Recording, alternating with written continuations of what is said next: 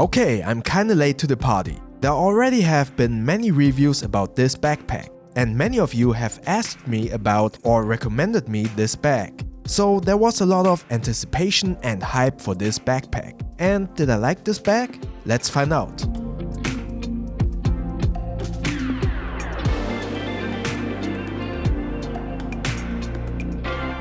Okay, before we start this video, I wanted to briefly address the Kickstarter, because I anticipate some comments and questions in that regard. To oversimplify the situation, there have been some complications and delays in the shipment of the Kickstarter backers' items, which then again caused some frustrations on the consumer side, which has been reflected in lots of comments on the Kickstarter Facebook groups, but also in direct messages to me asking me if I knew anything particular about this Kickstarter. I need to emphasize that that was an oversimplification of the situation. I read through lots of comments on the Kickstarter and on Facebook, but it's hard to filter through all of the issues and comments. And I also watched the Boundary Supply Facebook livestream that was held to address some of the questions. And basically what I want to bring across with this forward of this review is that I am aware of the Kickstarter situation. And from a consumer's point of view, I totally understand the whole frustration. That being said, I can also see that Boundary Supply is doing their best to solve the situation. And honestly, I'm not that knowledgeable about how to handle such a big production. So I'm not going to analyze what went wrong or could have been done better. But what I can do is to review this backpack. And as I said, from a consumer's point of view, I understand the frustration.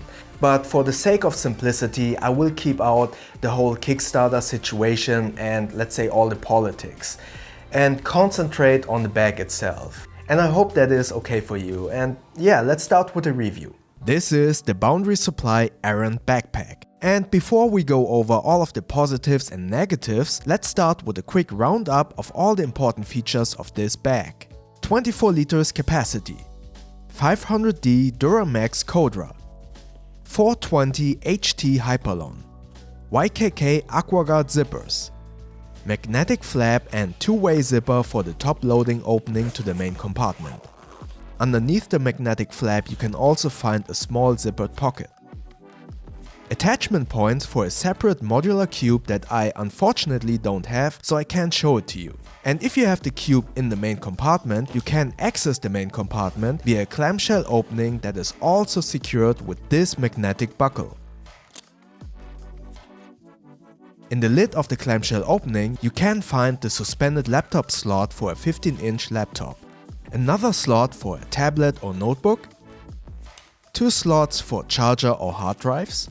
In the main compartment there are these 2 mesh pockets, a zippered pocket on the dividing wall that would hold a separate cube, and going back to the outside you can find a nice quick access compartment on the side. Another hidden compartment inside the back panel, this washboard kind of back panel, a water bottle compartment, and last but not least a bottom shoe compartment, which is rather small to be honest.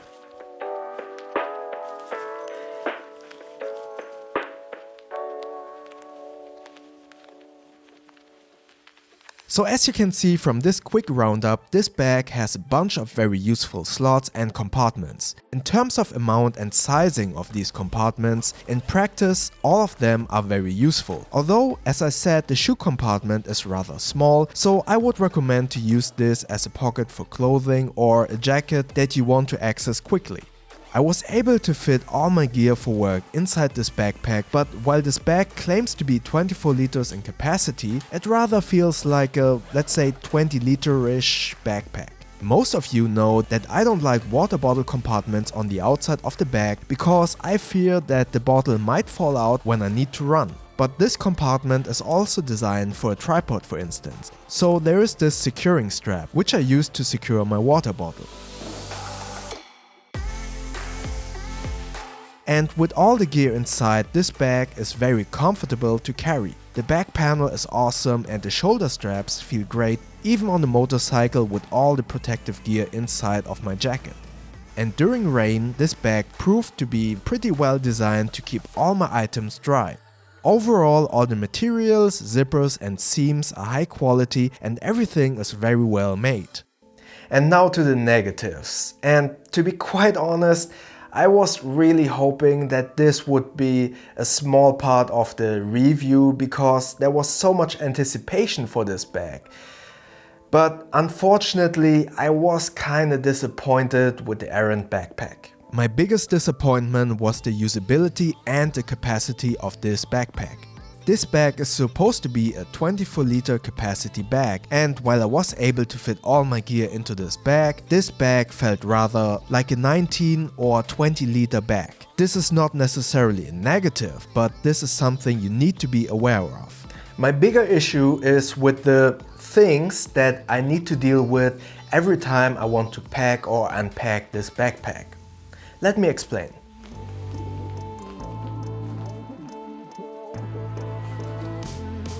This bag has a top loading and clamshell opening, which is a good thing in theory and also something I really liked on the Attitude Supply ATD1. You can see that video in the info tab above. And with the ATD1, I once had the issue that the clamshell opened by itself due to lots of weight in the main compartment and me not closing the zippers properly. To secure the clamshell opening on the Errant Backpack, there is this magnetic strap which you might need to open if you close the zippers to the left side and all the way to the bottom. As a matter of fact, I would always recommend to close dual zippers on a clamshell opening backpack all the way to the bottom on one side to prevent the bag from accidentally opening by itself. The top loading opening has this securing flap with two fitlock magnets.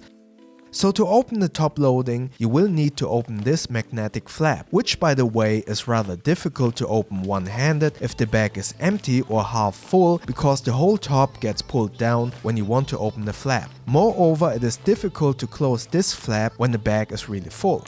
So to get all of your stuff, you need to open the magnetic flap, then the zipper, then the side strap and zippers for the laptop compartment. And now you could argue that on other backpacks you will also need to deal with a separate zipper to get to your laptop compartment. But on this backpack, in addition to all the other things, you will need to open this magnetic buckle as well, which is actually pretty fiddly to open one-handed. So in the end you will need to deal with 5 things to get to all of your items. And at first I thought I could just always use the clamshell opening, but the clamshell opening is only partially useful. This dividing wall is designed to hold a separate camera cube that you can attach from the top of the main compartment.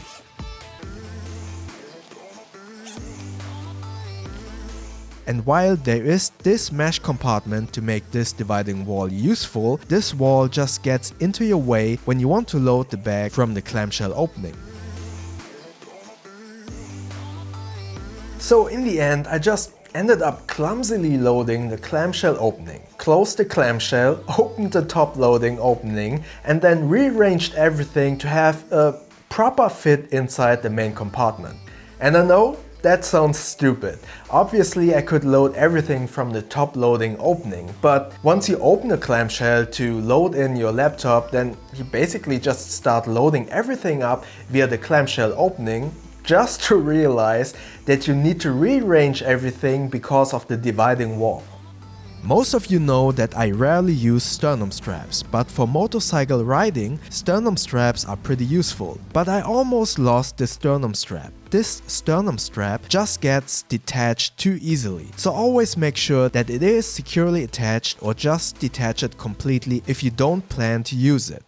Speaking of using, this side handle in theory is a good idea, but in practice this one is just too thin to be useful. Okay, now to the verdict. To be quite honest, I had high hopes and probably too high expectations for this backpack. But I was kinda disappointed with the Errant Backpack.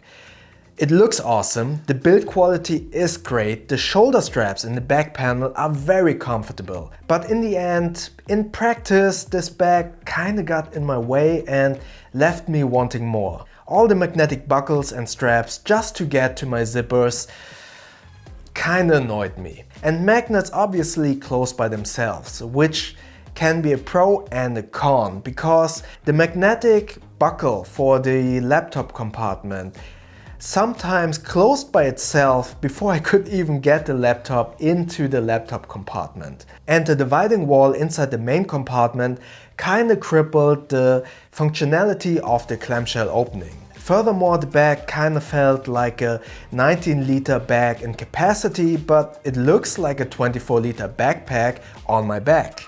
So as I said, maybe my expectations were too high. This is a very well-made bag and it definitely gets the job done, which is to store all of your items safely and comfortably on your back. But you need to definitely be aware of the fact that this bag runs smaller than other 24-liter backpacks, and this is a top-loading bag and the clamshell is just an add-on. These were just my experiences with this bag, so I would love to know from you, if you happen to have the Boundary Supply Errant Backpack, what are your experiences with this bag? Let me know in the comment section below. And like always, if you have any other questions, also comment below. And if you enjoyed this video, click the like button. And please feel free to subscribe to my channel and click that little bell icon so you won't miss next videos. Thank you very much.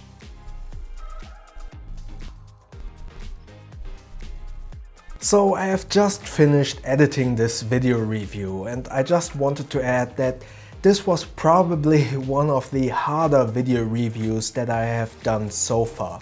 After watching all the other reviews of this backpack and some of you telling me that the Errant Backpack is so close to the bag that I described in my perfect everyday carry backpack video, I had so much hype and anticipation for this backpack. And during my unboxing on my Patreon, I had so much excitement for this bag because of its design and the build quality. But this excitement kinda a little bit vanished during testing and using this bag because of the smaller capacity and usability with all of those magnetic flaps and straps. As I said, the build quality and the looks of this bag are awesome, and Boundary Supply have done a great job in that regard. But I just didn't enjoy using this bag. Maybe I need to change up my habits when using this bag a little bit. But in the end, I just had these competing feelings when reviewing this bag, which made the review very difficult. On one hand, it's a great bag, great build quality, good design, but on the other hand, I just didn't enjoy using it. So bottom line, Boundary Supply have done a great job with this bag, but unfortunately it's just not for me. And that's all I wanted to add to this review. And yeah, I hope to see you in the next videos. Thank you very much.